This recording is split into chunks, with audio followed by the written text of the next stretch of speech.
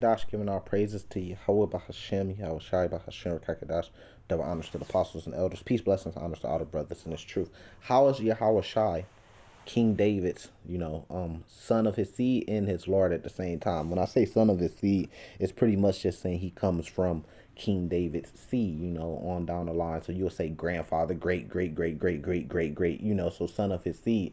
How could he be both at the same time? And the answer to that is reincarnation, regeneration, reincarnation. A lot of people don't understand that this is biblical, because the churches didn't teach them, and a lot of people scoff up against this doctrine, but it's the truth. It's the same thing with Yahawashi saying that Abraham, Isaac, and Jacob will be in the kingdom. You should see Abraham, Isaac, and Jacob in the kingdom. So you would say that they're being risen back up. They're dead and they're being risen back up. But it's deeper than that. Because we got plenty of precepts that we're gonna go through where it talks about man being sent back. Where if you could receive it, how Esau, the man Esau, that same spirit was in Cain. Cain is Esau reincarnated. People don't understand that. People don't see the similarities because people don't understand the Bible of how Cain killed his brother, hated his brother with the sword, with a weapon he killed him with, and Esau was blessed to rule the world with the sword, and he wanted to kill his brother too. People don't see that the curse that was put on Cain, Esau was reincarnated with that curse, which is leprosy of the skin. But they're still clean, like it's like a clean leprosy of the skin, but it's a mark on them. And that's why Esau came out red all over. He came out looking different than everybody else. People don't understand that. People don't understand how Yahawashi was Isaac. He the one who gave Jacob, Israel, the blessing. They don't understand that Yahawashi was there in Egypt when the Lord brought the plagues down on Egypt. He was there when the earth was created. The people don't understand that Yahweh the Father on the throne created Yahawashi. And the earth and you and everything on the earth is under the dominion and was created by Yahawashi. They don't understand that. That's called reincarnation. Yahawashi has been reincarnated many times. He was King Solomon. If you have ears to hear, he was King Solomon. So he was actually, and that answers the question even more. He was actually the son of King David because he was King Solomon. But he's also King David's Lord at the same time. He's the Lord because everything was given dominion and under subjection of him. You could read that in Hebrews chapter 2. Everything is in subjection in all worlds, and everything in the world comes from Yahawashi. In Colossians 1, which we're going to get to that too, it breaks it down. You see, but the promise that King Solomon was given is the same promise that Yahawashi was given. So that's how you put it together, just like King David being Peter, because they have the same promise. How could they both have the same promise at the same time, the keys to the kingdom and stuff like that? How could they have that same promise? Because they're the same person. It's called reincarnation. So it goes on and on and on, just like it tells you. The prophets of today, us that's all on the highways and prophesying, we were chosen before the foundation of the earth was made. Why? Because we've been reincarnated. We were the prophets back then. It's the same thing. Now we're back reincarnated, and we're going to get some precepts that kind of point towards that. If you go to Matthew chapter 22, it kind of starts it, right? Matthew 22, starting at verse 42 to answer this question. It says, saying, what think ye, Amashiach? Whose son is he? They said unto him, the son of David. So they know that, who his father is, Joseph, right? But they saying he the son of David. Why? Because Joseph is the son of David. He comes from that seed line, the seed line of David. It says, he say unto them, how then does David in spirit call him Lord? So he's the son of David, but David's calling him Lord, saying, the Lord said unto my Lord, sit thou at my right hand till I make thy enemies thy footstool.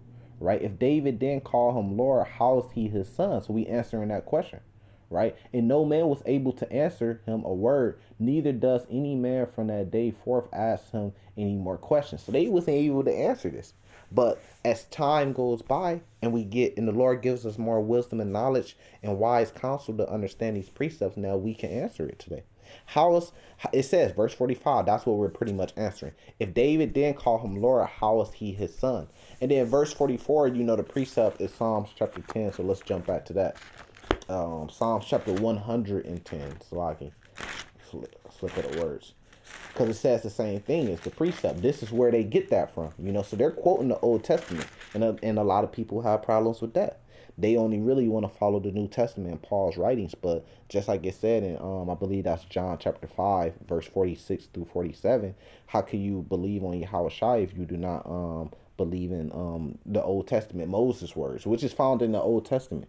You know, a lot of things in the New Testament is being quoted from the Old Testament. This is Psalms 110 verse 1. The Lord said unto my Lord, sit thou at my right hand until I make thy enemies thy footstool. So that's exactly where that came from. But it said, the Lord said unto my Lord.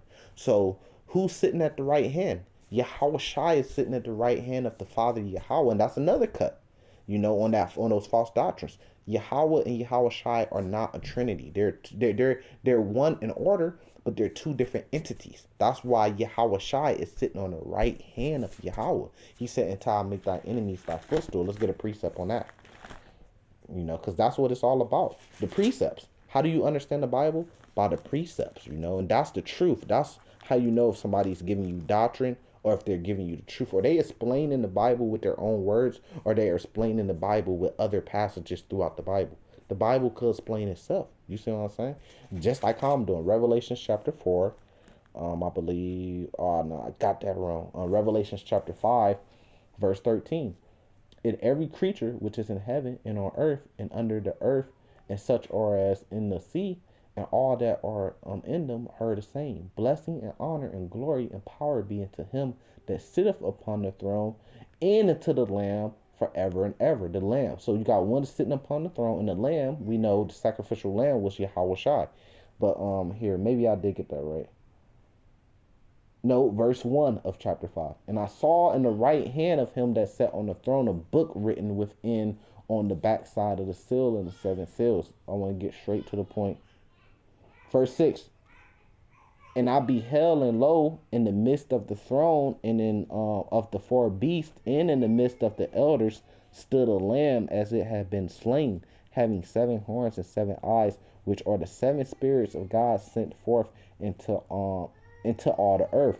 And he came and took the book out the right hand of him that sat upon the throne. So there's two different entities. You got one sitting on the throne, Yahweh the Father, right? He exists, he is. And then you got one that's coming to the right hand of him, which is Yahawashi, the Lamb. You know, he saves the Son.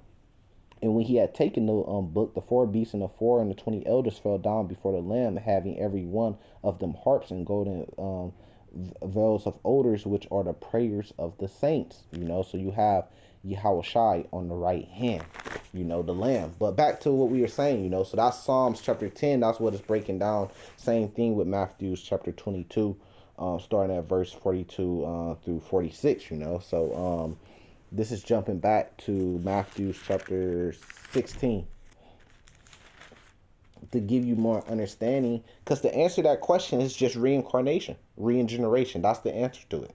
Yahawashi is the Lord of King David, but he also came through the seed of King David, if you have ears to hear it, you know. But he existed, his spirit, because a lot of the things that the Lord was breaking down that they couldn't understand was spiritual things, because they were trying to be carnal, physical people. But the Lord is breaking it down in the spirit. His spirit created the earth. His spirit been here, you know. He was created before the earth was created. But when he came as a man, he came through the seed. And that's what it's about. A lot of people follow the churches and it gets them to go off because they don't understand it's about the seed. The chosen seed. So who is salvation for? It's for a chosen seed. When it says when it says Abraham, Isaac, and Jacob, it's talking about that seed line. It's not talking about anybody that believes. It's talking about you have to come from the seed. When you say seed, you're talking about sperm. You have to come through this line, this bloodline. Abraham, Isaac, and Jacob, that's who the kingdom is for. Not anybody that just believes, you know. So it's breaking it down. When you go to Matthew chapter 16 that we're in, right? Verse 15, that's why you have these passages here. It says, no, I'm sorry. I want to go to verse 13. When Yahawashi came into the coast of Caesarea Philip, he asked his disciples, saying, who do men say that I the Son of Man am? So it's like who are the men saying I'm the son of? Now they all know he's the son of Joseph and he's the son of the Lord, right? But they saying who do they saying I'm the son of? And they said some say that thou art John the Baptist, So why are some saying that he's John the Baptist? They know that his name is Yahawashi. Why are they saying that he's John the Baptist? They think in what they're saying is he's reincarnated. They're saying, look, they think that you're John the Baptist coming back as who you are today. You're reincarnated. Elijah, right? And others, Jeremiah, right? Or one of the prophets. So they saying, look, you either, it's the same talk that we have, the camps have.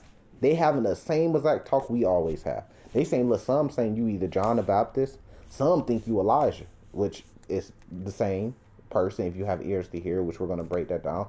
And others saying, look, you Jeremiah. Some people saying you Jeremiah or one of the other prophets. So they could have been saying, look, you Isaiah. They could have, matter of fact, I'm sorry. Let me correct myself with that. Here, let me pull that precept. But it's talking about all the same thing, right? Here, let me find that one. So yeah, no, I had myself correct. Elijah, right? But then some of them could have been saying he's Isaiah. Some could have said, look, you Ezekiel. Some could have been saying, look, you Daniel. Because they said one of the or one of the prophets. So they could have been saying he all type of people. That's the same thing we say today. You know what I mean? It says he's saying to them, but who ye say I am? And Simon Peter answered and said, thou art a Mashiach, the son of the living God. You see what I'm saying? If you have ears to hear it. Now let me go back to Matthew chapter 11. That's the one I had to just look for. Matthew chapter 11, right? Verse 13. For all the prophets and the law prophesy unto John, right? And if ye will receive it. So what does it mean if you receive it? If you will understand it. It says, this is Elijah, which was for to come. Now, we all know the story of Elijah in 2 Kings chapter 2. He went up into the heavens. He was abducted, what they would call today, but he was translated into a chariot into the heavens. He went up the same way Yahawashi went up in Acts chapter 1. He was taken up by a cloud, and the cloud received him. You know, so he went up, so he didn't technically die like a human's death that you would say, right?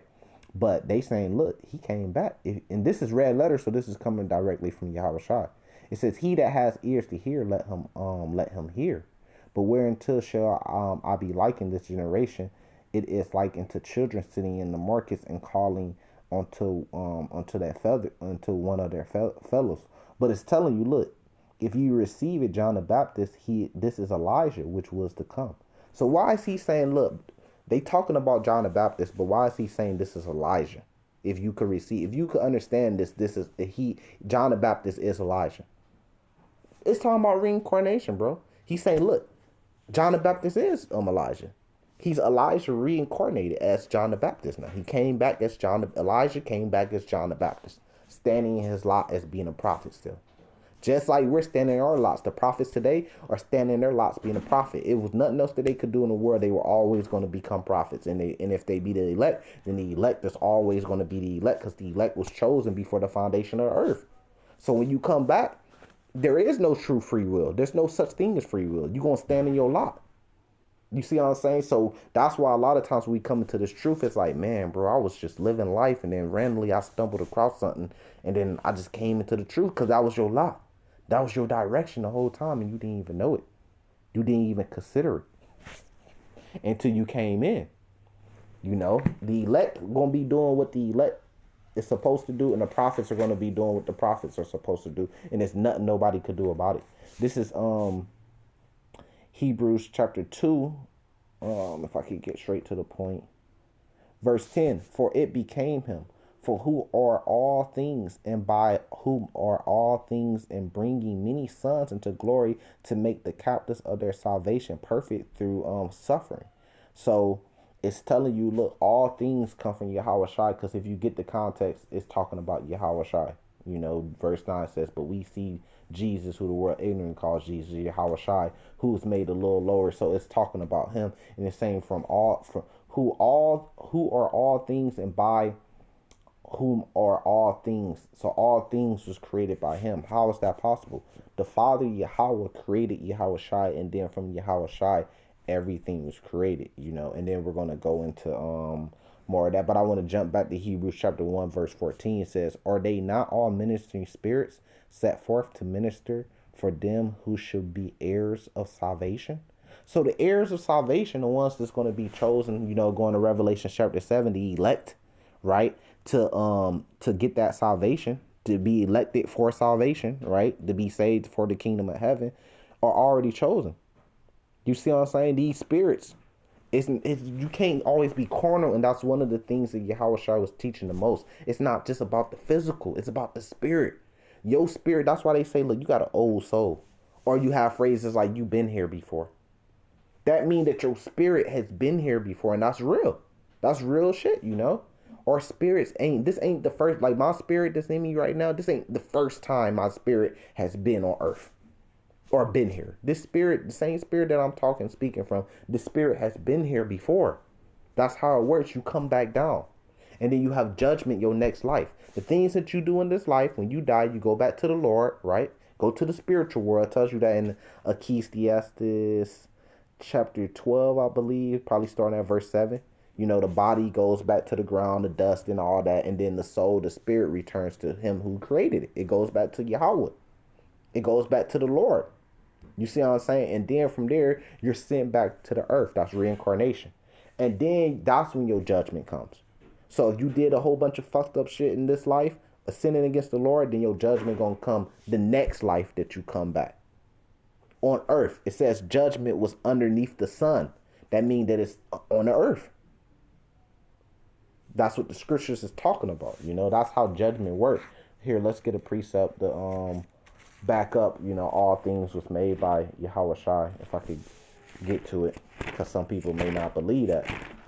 So this is oh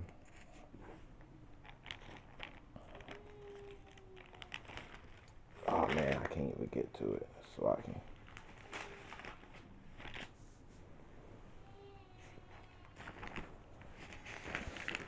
This is Colossians chapter 1, verse 15. Who is the image of the invisible God, the firstborn of every creature? For by him were all things created that are in heaven and that are in earth, visible and invisible, whether they be thrones, dominions, principalities, or powers. All things were created by him and for him. So it's talking about Yahawashi. All things was created by him, but he was created by the Father.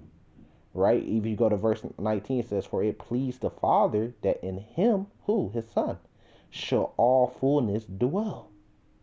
And he has dominion over everything. Everything is under subjection. He has preeminence over everything because everything was created by him. So that's how he's a King David's Lord, because he created King David and everything on earth.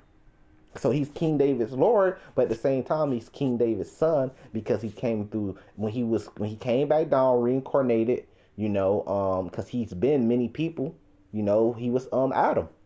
But when he was reincarnated, right, he came that last time he came through King David's seed. And he was actually came from King David's seed because he was King Solomon too, if you have ears to hear. And then from there, later on down the line, he came from Joseph's seed, which comes from King David's seed, right? He comes through that bloodline, and he came down as who the world ignorantly calls Jesus Christ. And then that's when he died for our sins and everything. But before that, he always been the Lord of King David, because everything was created by him. Just to answer the question, you know, and reincarnation plays a part in that. You have to put reincarnation in there. Now, this is the tetragram that you see on your screen right now, and it says YHWH. I don't know how you get a haya or whatever they say. I don't know how you get that from YHWH. The closest thing that you could say is some people say Yahweh, but I don't even see how you get that from YHWH. The name is Yahweh, because for you to assume, right, the letters that's missing, right, the letters that's missing from the YHWH will all have to be the same letters. Or how will we know? In the same letter, that same letter is A. The first letter that they got when it says Yah. That's the letters that's missing. And it's very simple. You put an A in between each one. So you got Yah. You put an A between the Y and the H, which gets you Yah, Ha. And then you put a A between the H and the W, Yah, Ha. And then an A between the W and the H. Yahawa. That's the name. It's so simple. They try to make it so, I mean, I guess the Lord give his name to who he wants to give it to. Let's just say that. They try to make it so difficult. It's not Yahweh. That don't even make sense. You got a W A, but then you still got the Y and the W. I mean, you still got the H and the W next to each other with nothing in between it. That don't even make sense. And then you just throw an E in there. You see what I'm saying? And say it's Yahweh. That's because they fear the Lord's true name, which is Yahweh. That goes back to the Paleo Hebrew. In the Paleo Hebrew, it's Yahweh. You see what I'm saying? But I'm going to say salvation to the elect. Shalom.